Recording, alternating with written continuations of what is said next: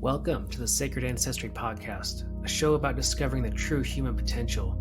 Let's dive deep into physical, emotional, mental, and spiritual health. I'm your host, Thomas Worm.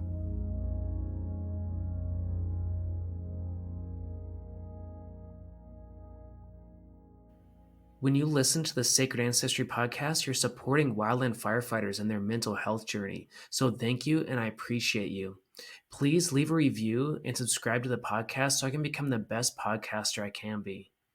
You can become a Patreon, which means donating $10 a month will get you 2 free rollers of essential oils, or $50 a month, and that's 1 free coaching session per month.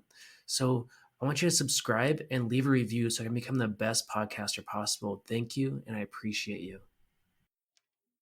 Hi, welcome to the show. I'm so excited to have Lorrine Patterson here. She's a author of Freeing Your Heart for Love, and she has this amazing story of overcoming depression, suicidal thoughts, failed marriages, and really coming out the other side into self-love. And her journey is so powerful. I had to get her on the show. So, Lorrine, can you tell us a little more about yourself and kind of tell us how you kind of got where you are now? I mean, what was the journey like? Yes, thank you for having me on the show and being able to share my message. Really, I kind of started my journey at the age of 16. I had my first suicidal thoughts of depression, and I didn't really know where all of that was coming from. I just knew that I was sad and that I didn't want to be here on this earth. And I remember, looking up at the big, beautiful sky, pretty much begging the sky to take my life. I grew up in an abusive and toxic environment. So I grew up with a lot of chaos and a really kind of unloving environment. And I kind of took that into my teens. I married at the age of 17 to my first husband. And I kind of took that type of behavior into my adulthood. And I kind of just, I went through 3 marriages. I overcame severe suicidal depression. I almost took my life in my 30s. So the suicide didn't go away for a very long time, the suicide feelings. And I kind of, in April of last year, what I did was I realized it was now time to write a book about my life. I talked about it for over a decade, but I wasn't ready to write it yet. I didn't transform my life into what I want it to be, which is true happiness and love. It took me 29 years to find that. And in April of last year, I joined a virtual writing workshop just for fun. And I started doing the writing prompts about my life. And I just was overcome with all this emotion that I didn't know where that was coming from. And I kind of just opened up my computer without an outline, without a plan. And I just started writing my book and finished in December of last year. And I, basically talk about how I found self love for myself. Because, like I said, it took me 29 years. I went through 3 marriages. I'm married now to the love of my life, but I didn't really know what love was until I started loving myself. And so I kind of, opened up my heart to that. And that's when my husband came into my life. But, I just started practicing positive affirmations. I started reconditioning my mind to see the positive side of life instead of the negative, which is what I grew up in as a child. And so that really helped me see things differently and transform my life into true happiness and love. Oh, that's so beautiful, and thank you for sharing, and I appreciate your story so much because, right around that age for me too, around 16, I had the same or similar kind of depression, suicidal thoughts, drug use. I went through a really hard time as a teenager, and so and to me it's just so important to talk about that because there's so many people out there suffering in silence, and I just want to thank you for your story, for your book, and everything that you're doing. And I do want to ask you a little bit more about, I mean, the depression and suicide, if you're willing to talk about that, what was that really like? Just so people out there that are listening, they can resonate a little bit. Yeah. So when I was 16, I actually ran away from home. I ended up marrying the guy I ran away with just to, because I thought that was going to be my happy. If I got out of this toxic environment, he's going to make me happy. And I really grew up in an environment, my parents were both mentally and physically abusive. I didn't grow up with my siblings. We were split up because my parents divorced when we were young. So it was a broken family. But my mom, I don't remember my mom being around. We grew up, kind of poor. We didn't really have a lot to give, not even the free stuff, not even hugs or love. And so I wasn't really taught love. And I realized 29 years later at the age of 42, when I woke up, is when I realized I don't know what love is. I was seeking for love in men. I wanted to validate myself in men, and if I didn't have a man, then I wasn't happy. And so what I was doing was finding love outside of everything except for myself. And the suicide thoughts and where I really wanted to take my life in my 30s was, I thought, oh, if I get breast augmentation, which I did, guys will like me. And it was all about finding happiness in others. And I would do things that these men would ask me to do, which ended up hurting my soul in the end because my body just started becoming this vehicle for sex, basically. And I thought if I give my body to these men, then they're going to love me more. But then that's all I became. And so that was really kind of bringing me down even more. And so the suicide and depression just got stronger and stronger and stronger.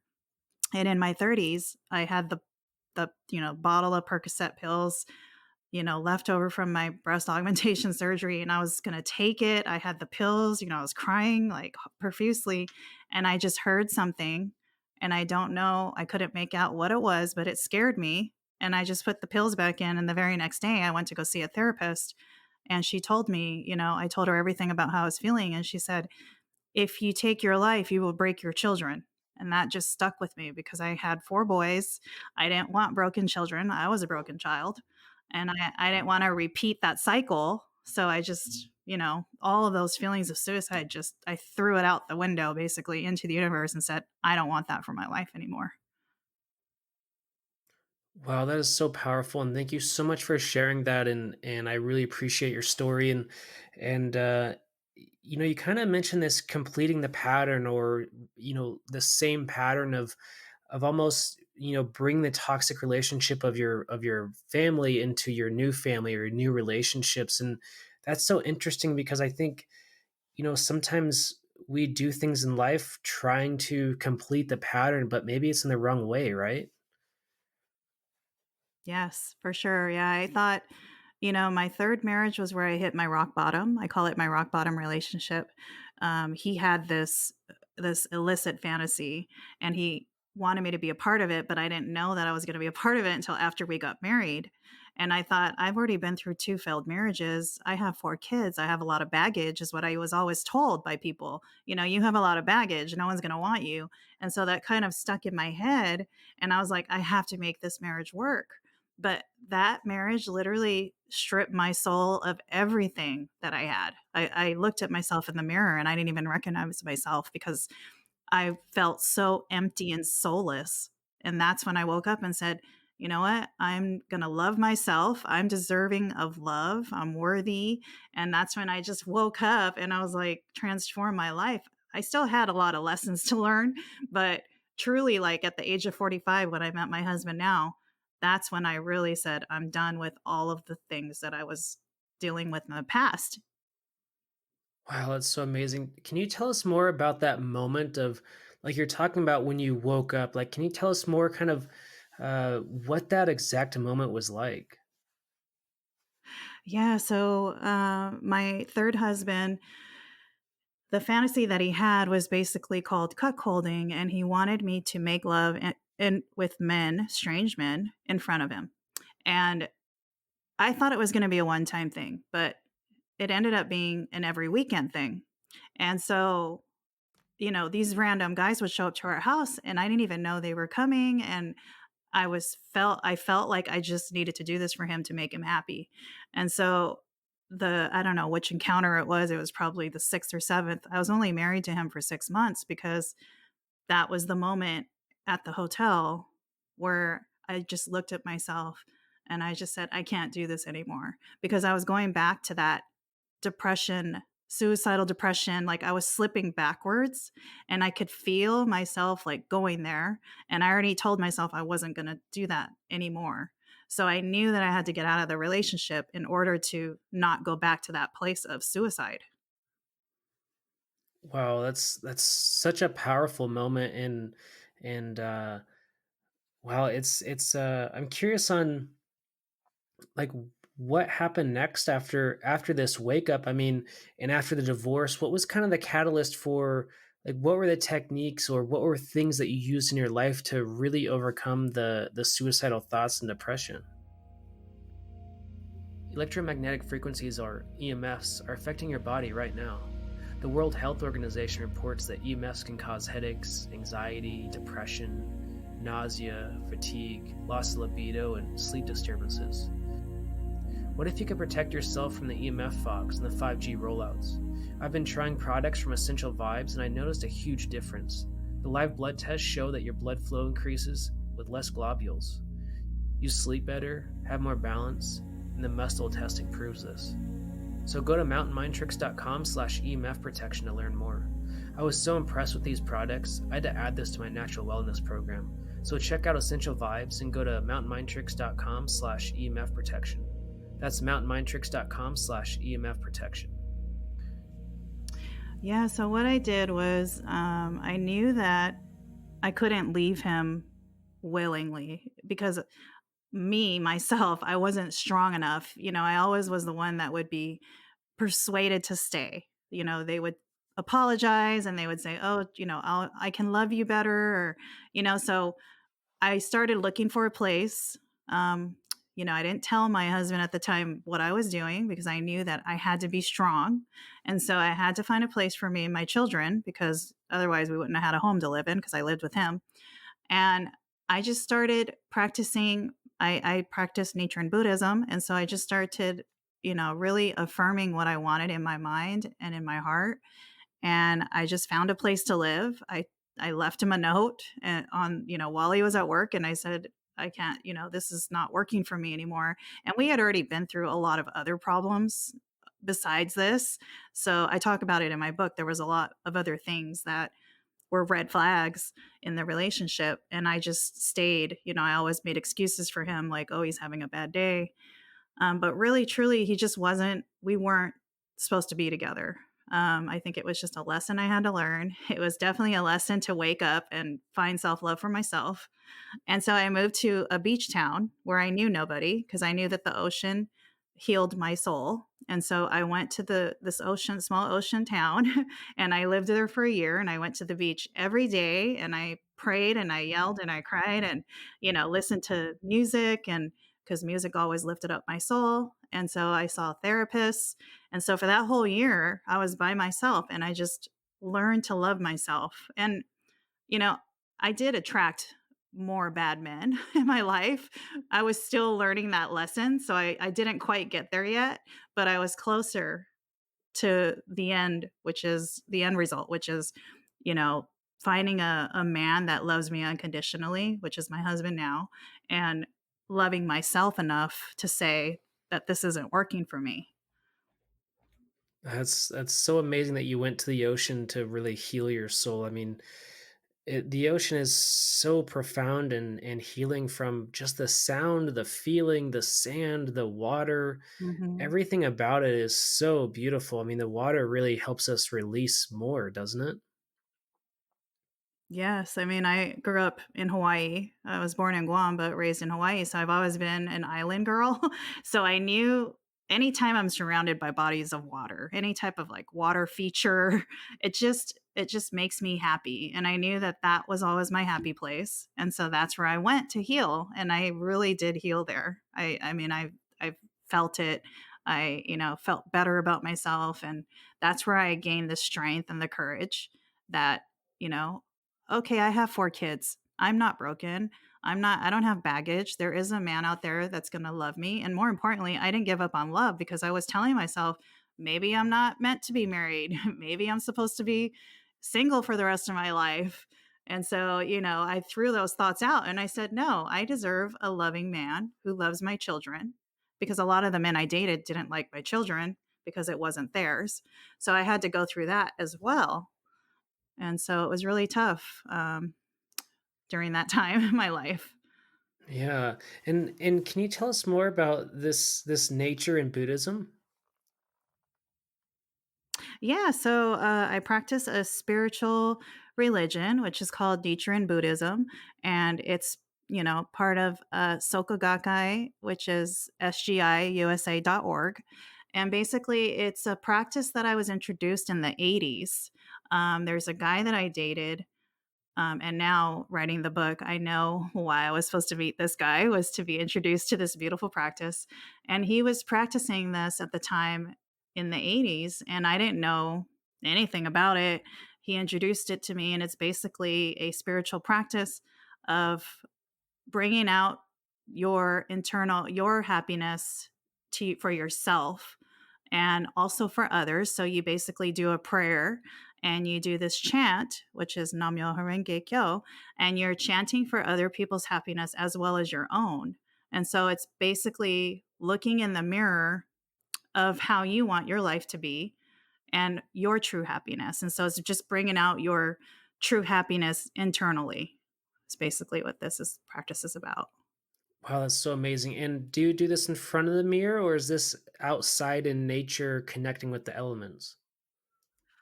No, so I set up a little altar in my house, and inside a little wooden box there is a scroll, and it's a Japanese religion. It's based in Japan, and it's Japanese characters, and that's called your Butsudan, which I chant and I do a prayer called Gongyo to this scroll, and it's just a bunch of Japanese characters on it. And so that basically is the mirror of your life. And so you're saying your prayer and you're chanting to this as a reflection, your is a mirror of your life. And so that's what it's like, a self-fulfillment practice for your own internal happiness as well as to spread it happiness and love around the world.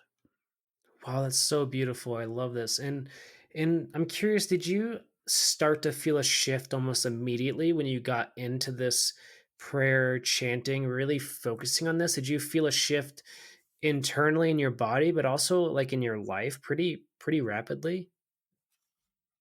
Yeah, so when I started practicing it, it was really for this guy, like I was that girl, right? I was like, "Oh, I'm gonna do this because he's doing it."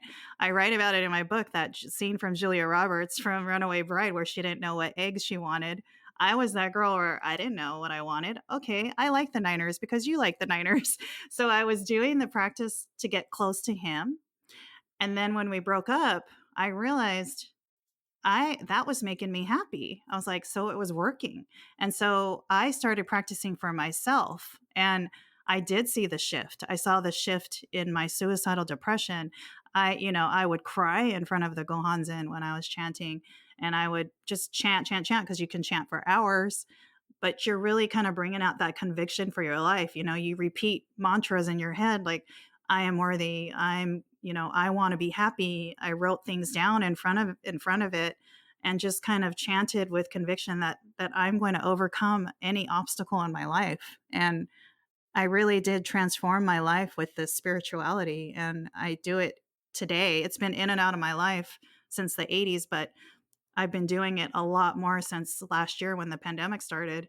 And I know why it came back in my life again was because, I was writing this book and it was bringing out all these memories from the memories that I didn't want to remember anymore because they were, sad memories. But this practice helped me finish the book and keep that purpose in my mind that I want to inspire somebody with my story, that they can overcome anything they put their mind to.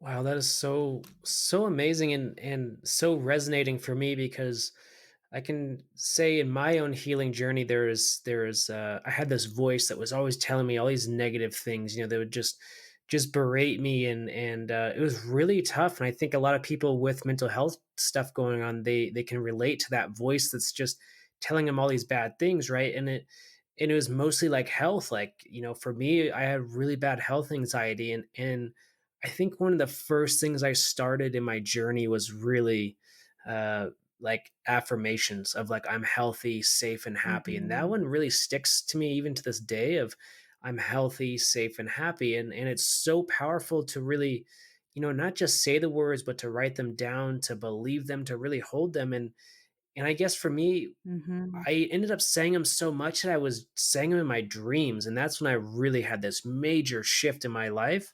But also, I'm Mhm. curious about this healing through writing because I've experienced the same thing. But I'm curious how this really helped you out, like writing this book. What was that like? Yeah, so it was very, very cathartic. I mean, I initially started writing because I thought, "Oh, now's the time." I didn't even know anything about writing books, but I kind of, I joined the Hay House community. I reached out to authors and I was teaching myself basically how to write a book because whenever I've always been the type of person that when I set a goal, I'm going to finish it.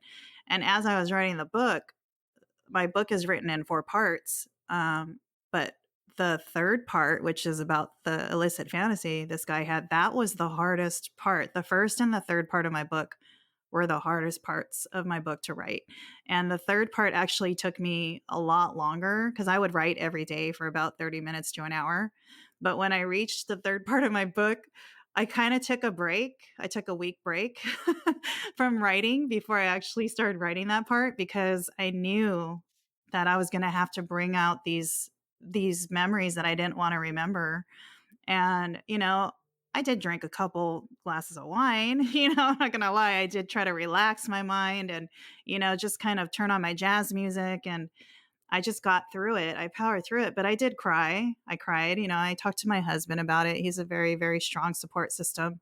The whole book is, the 4th part's about him and how I found him, how we found each other, and he was there for me the whole entire time. I would read what I wrote, that night, and so I had the understanding of my children as well, because my first 2 boys was their dad was my first husband, so I just had a lot of support, and I think that's what helped me finish the book as well too. It's just to keep going. And then also the affirmations, right? I wrote new affirmations for the book and put it in front of my altar and just chanted about it every day and just conditioning my mind like I knew what to do. But it was still hard. I still had tears. I thought I couldn't cry anymore, but I was still crying about the experiences. And these experiences were like 9 years ago, 10 years ago. So, Do you have perfect health? Could you improve your sleep, immune system, or energy levels? What about muscle recovery or detoxing from the fire season? I've been using the essential oils for a few months now, and I've been getting perfect sleep. My immune system is top notch, and I feel amazing. Essential oils are plant allies that support our bodies in a million different ways. On Guard supports your immune system, lemon helps you detox the heavy metals from the smoke, and the peppermint will release your head tension in seconds. Support your healing journey and go to mountainmindtricks.com/essential-oils. Essential oils are hundreds of pounds of pure organic plant material pressed into a tiny amount of liquid, which means the essential oil is a powerful ally. So go to mountainmindtricks.com/essential-oils. That's mountainmindtricks.com/essential-oils.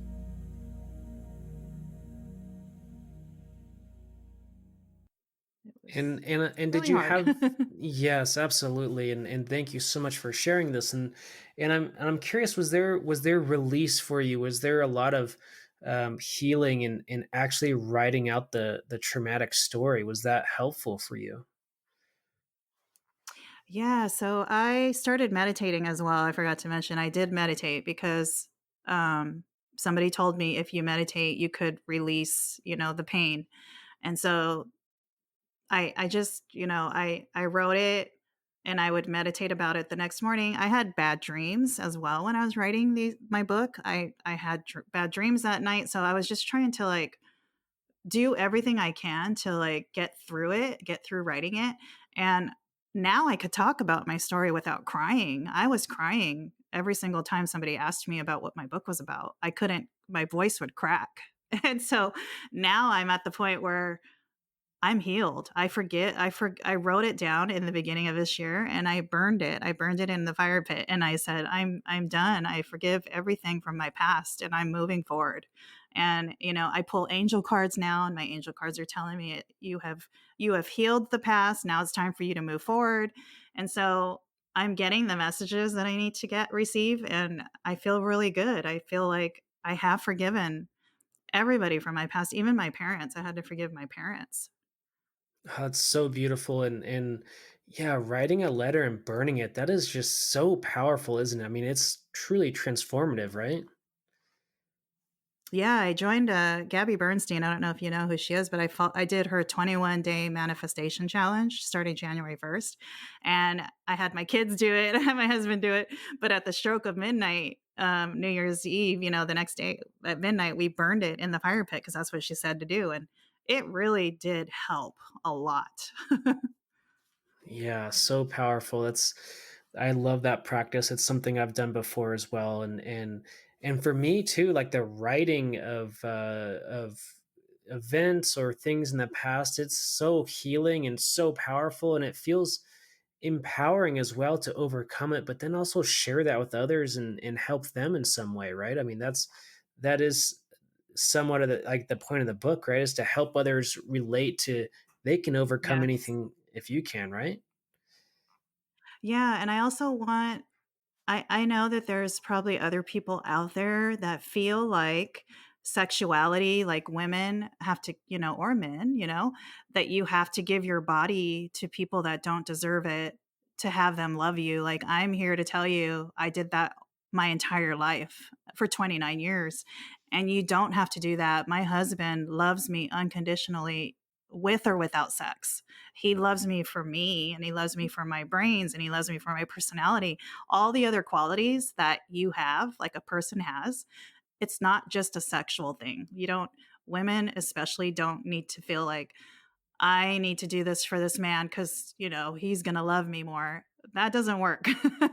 I'm just here to tell you. So, I came out from behind my book. I was going to originally do a pen name because I was so shameful of the things that I've done in my past. But I knew that if I came out from behind my book and just came out and vulnerable with everybody, I feel like more people will come out and write a book or, share their story or get out of a relationship that doesn't serve them. And they think that that's the end of the road, you know?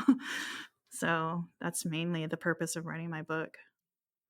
Yeah, that's so powerful to be so vulnerable, and it's extremely powerful to other people that are in a similar situation. And I just appreciate your story so much because there's so much learning for so many people to have through your story. And and tell me more about the affirmations. Is that something you still continue to this day? And how are you using them now? Yeah, so I religiously do it every morning.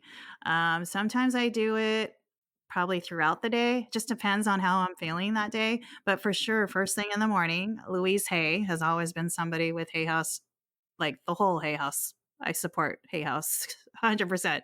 But that, like Louise Hay, when I started following her when I was really depressed, years ago, her affirmations has really saved my life. I feel like she's really transformed my life. And I have her calendar, the daily calendar on my counter.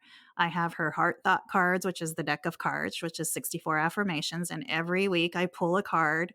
And, now I've discovered, they got a lot of apps. So there's like the secret app. And so there's just so many resources out there to like first thing you do when you wake up is do something positive for yourself, do something for self-love, self-care for yourself, because if you can't do it for yourself, how are you going to do it for others? And so that's what really I do it every single day, first thing when I wake up. Oh, I love that, and really, oh, it's so true. We have to really dig deep and do things for ourselves before we can help others. It's just that's one of the lessons I've learned as well. It's like, wow, I really have to take care of myself before I can do anything in my work that I do, and it's so important to have that self care piece, isn't it? And sometimes I feel like there's this idea that self care equals self love, and I think they're related, but I'm curious, what do you think? Are they different? Are they similar? What is that like self-care and self-love?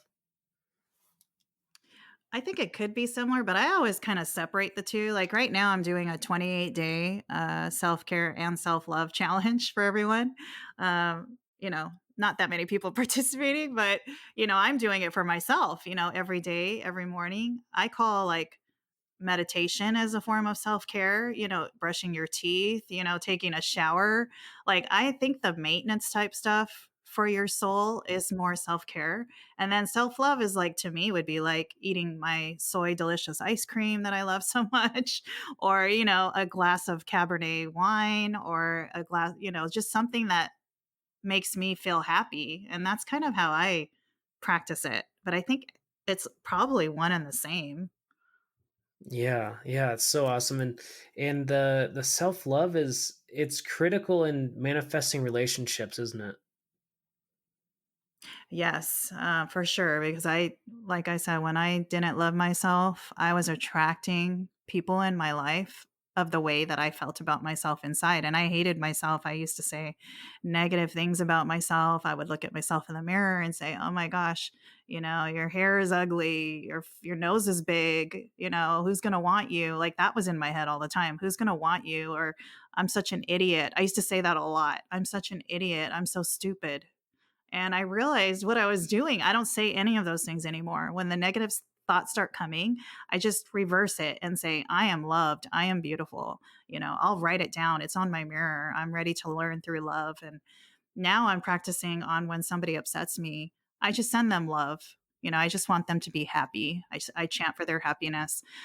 But I try to just release the negativity, and I'm doing it a lot faster now that I'm on a higher vibrational awakening with these meditations I'm doing, and I'm connecting with the angelic realm. I want to be a certified angel guide. There's just more things that I want to do where it's like higher spirituality because I really feel like when you're vibrating at that high energy, then the negativity is just like gone. Like it's there, but you can overcome it faster.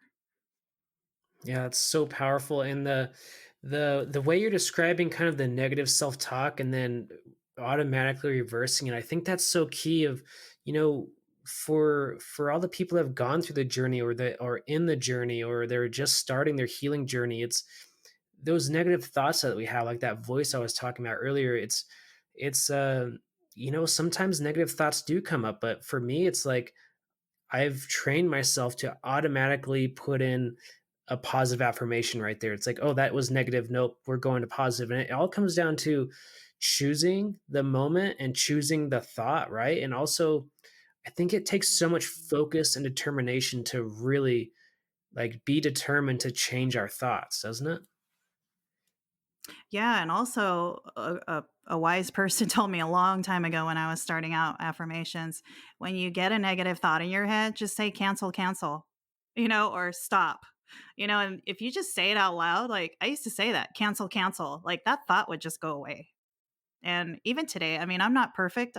Nobody's perfect, but I know how to condition my mind, just like what you said. I know what to do when those negative thoughts start coming or when I'm pissed off at someone for hurting my feelings. Like, I know how to turn that around now. And that's like the most powerful thing you could do for yourself. It's just, that one thing, like, you cannot control other people's behavior. You can only control your own actions. And that's what I keep in my head 100% of the time.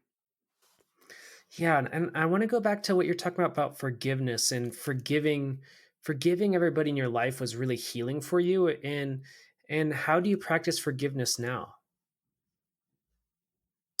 Yeah, so forgiveness now, I just had a recent experience where somebody that I trusted hurt me just recently in January. And those feelings of abandonment came back, and I thought I was healed from all that. But it was a trigger point for me.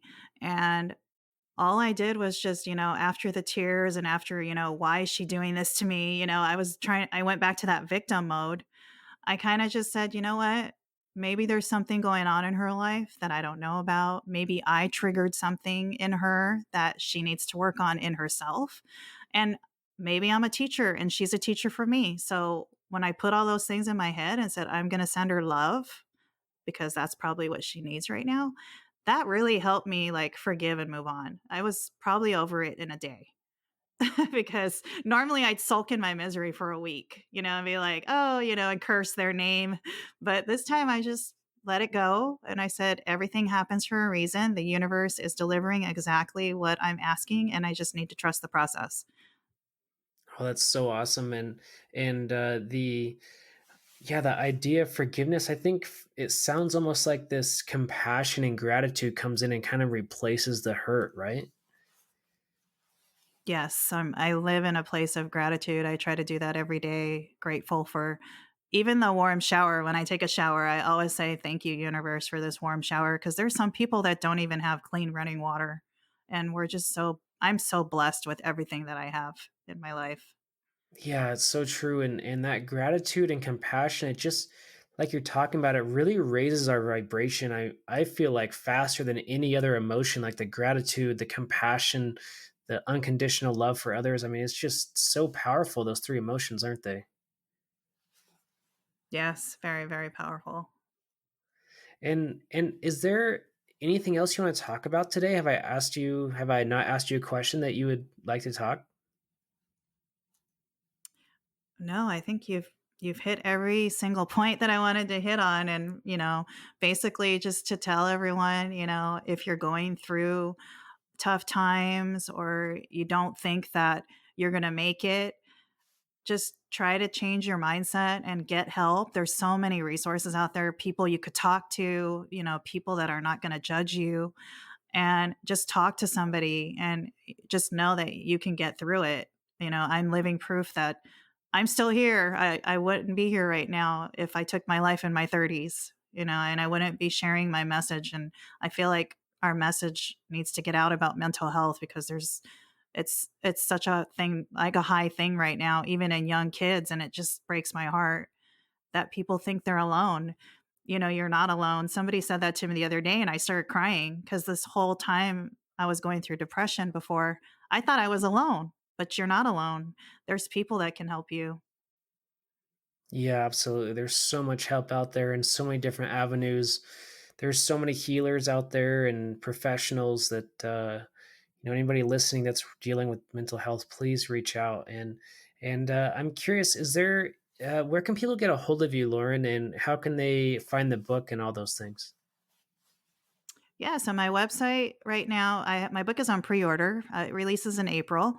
It's freeingyourheartforlove.com.